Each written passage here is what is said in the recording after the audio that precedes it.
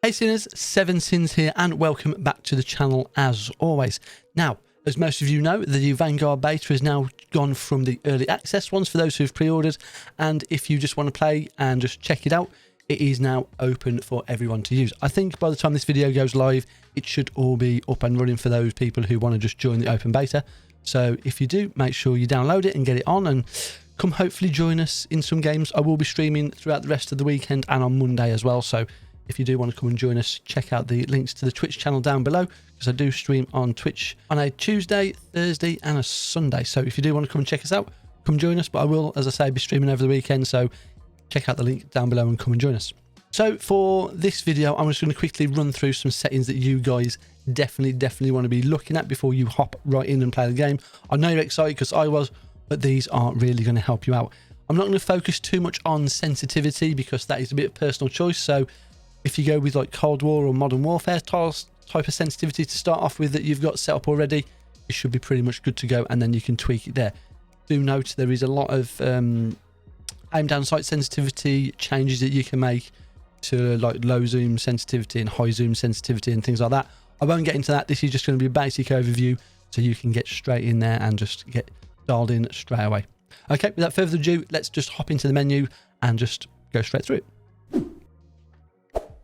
Okay guys, so here we are in the menu. I just like to point out the menu system is just mega clean, so it is really nice to see.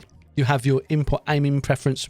Obviously I am on controller, so you guys will see all about that. As I say, I'm not going to worry about the basic sort of control sensitivity stuff like that, though if you want to flip your triggers and buttons, you can do it here. There isn't like a tactical sort of thing like there is normally in most other Call of Duty, so just do it here, flip it on, and it will just swap it over for you there. I've got my aim response curve on linear type just because in the controller settings I have for my Xbox Elite 2 controller, I do all my curve settings in there. So keep it linear because I don't want to be keeping it on two different types of curves and just messing things up. So yeah, controller vibration for me, always have it off. It is no point in you guys having it on at all. It's just distracting. And then obviously you've got the target aim assist. Automatic sprint, I have automatic sprint on. I just find it a lot easier to move around the map and things like that. Sprint cancels reload.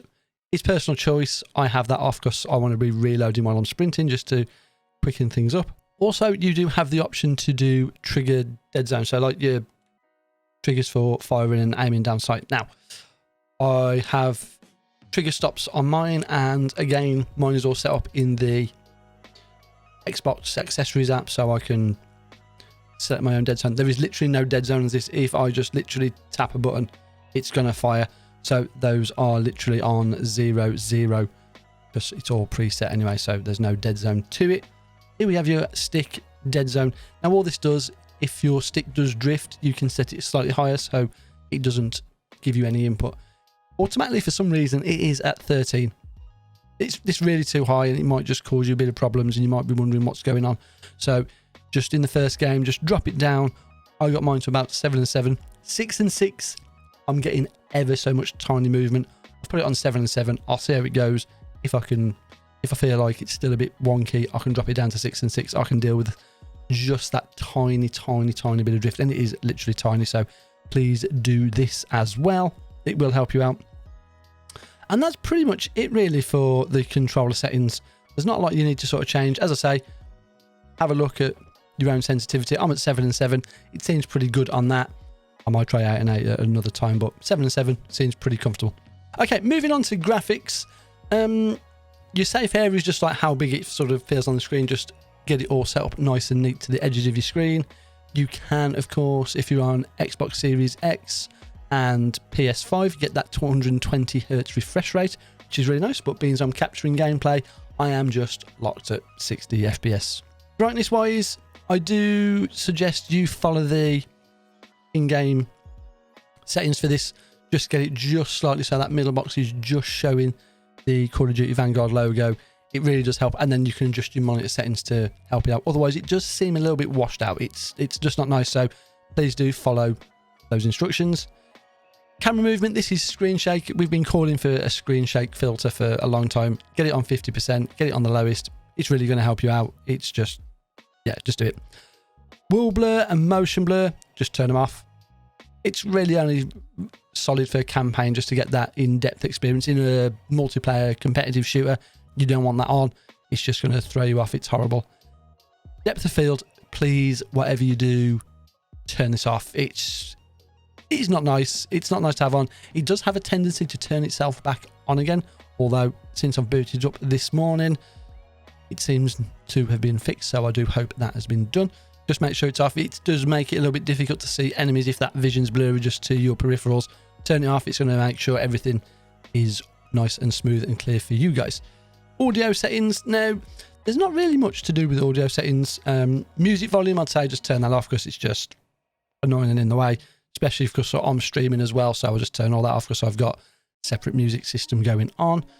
Captain Butcher, turn him down. He does got a little bit annoying, especially in the first weekend beta. I know they've reduced what he says.